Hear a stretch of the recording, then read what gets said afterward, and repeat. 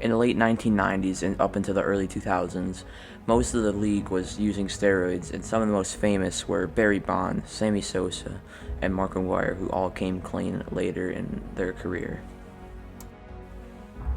To the average fan, the steroid era looks like the worst time in baseball history, but to me and many other experts, the steroid era was actually great for the game.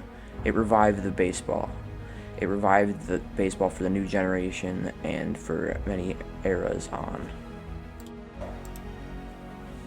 The steroid era was great for MLB because it included some of the greatest and most notable things of all time, including the Sammy Sosa versus Mark McGwire home run race.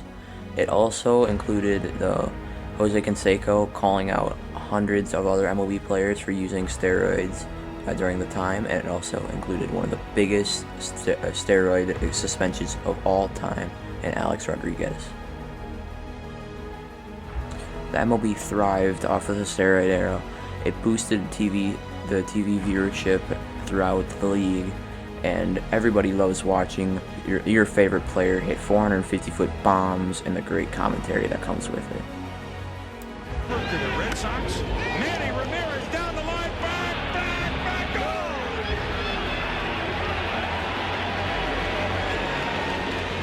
Partner, you didn't have much time to say back on that one. That was a two-back. Whoa!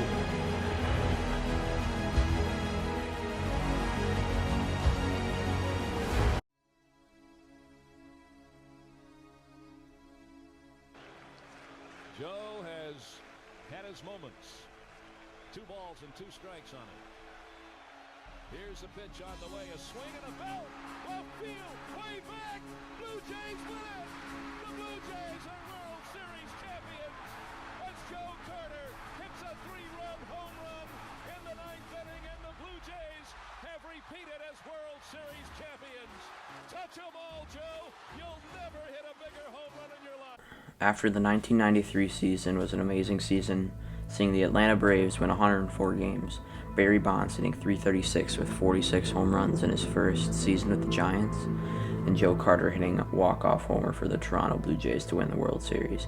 There's endless possibility for the new season. The league was gearing up for the 1994 season, with the Expos giving prospect pitcher Pedro Martinez to add to the powerhouse lineup, ready for a historic World Series run. With the 74-40 record going into August, the Expos seemed unstoppable until August 12, 1994, the date the MLB strike began. The collective bargaining agreement ran out between owners and players, and everything went downhill from there. The owners wanted salary caps, and the players didn't, because the players thought they deserved more money, and the owners thought that they were paying the players too much, and it was unfair throughout the league. The MLB strike. This would change the course of baseball forever. For the first time, there would be no World Series, and this is very hard, since even in the Midas times, during World Wars, we've never seen a year without the World Series. Throughout sports, this is known to be one of the most greedy labor disputes of all time. The MLB strike had a big influence on fans. They thought they were being gypped of seeing baseball, and all the players should just man up and do their job, and then should work another job and play baseball at the same time, just for entertainment. Some people thought that they should play for half the money, and baseball players thought they should just watch the minor leagues, because the minor leagues was already getting paid low salaries. After an excruciating 232 days of MLB fans waiting for an announcement from the MLB, the MLB Players Association and the collective bargaining agreement finally came to an agreement on players not having a salary cap, and the 1995 season would start on time. There were hundreds and hundreds of players coming in from the 1995 season up until the late 2000s using steroids, including some of the most popular are including Barry Bonds, Sammy Sosa, Mark McGwire, Jose Canseco, Gary Sheffield, Jason Giambi, and many others, but those are some of the most popular, who eventually came out and admitted it. At the turn of the century, one of the biggest drug users came into the league, Alex Rodriguez. He was drafted by the Seattle Mariners, and up until he left, he was clean. And when he left, he went to the New York Yankees. And on the New York Yankees, he played the Boston Red Sox a lot because they're division rivals. And he saw Manny Ramirez's success and his old age, and he was wondering how. He got in contact with Manny Ramirez. Manny Ramirez sent him to Tony Bosch. Tony Bosch is one of the greatest steroid providers in MLB history. Once Alex Rodriguez was fully into your protocol, what were the various banned substances that he was taking? Testosterone, insulin growth factor, 1, human growth hormone, and some different forms of peptides. All of them banned, All of them banned. and he knew that, Yes, sir. and you knew that. And I knew it. Tony Bosch is one of the greatest drug providers in MLB history.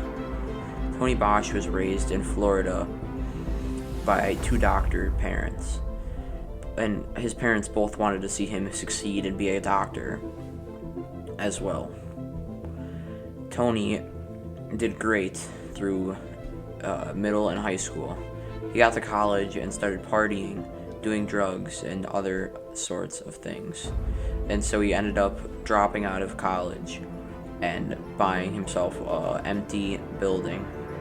He turned that empty building into his own tanning salon. That tanning salon ended up being his main source of clientele. So Tony Bosch went to Brazil, and one of the easiest colleges to get a degree from, got a degree in doctoring. And so he was able to prescribe prescription medications to people. And while being able to prescribe prescription medication, he would prescribe prescriptions to people that were not alive anymore, so he could use the substance on MLB players like testosterone. He would sign it out to a dead guy and give it to Alex Rodriguez, and there would be no repercussion because he lived in Florida. Manny Ramirez got caught using steroids, and this led to the downfall of Tony Bosch. Tony Bosch was giving drugs to many players, and eventually one of his biggest clients, Alex Rodriguez, got caught. In 2014, Alex Rodriguez was suspended for 162 games, or a full season, for using PEDs. He also lost out on $35 million in salary. One of Tony Bosch's other biggest clients was Ryan Braun. Ryan Braun was also suspended for the rest of the remaining amount of a season that after he got caught. Barry Bonds. If you look up the home run leader in home runs, Barry Bonds is the person you see. Barry Bonds was using steroids throughout most of his career. And the only reason he holds the home run record is because of steroids.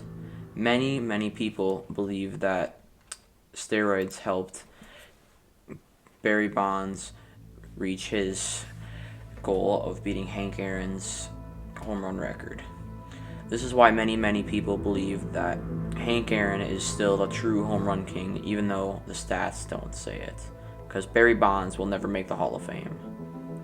Barry Bonds eventually came out to the public and stated that he used steroids to break the home run record. This was many years after his retirement, though, but not far enough for him to not be on the Hall of Fame ballot yet.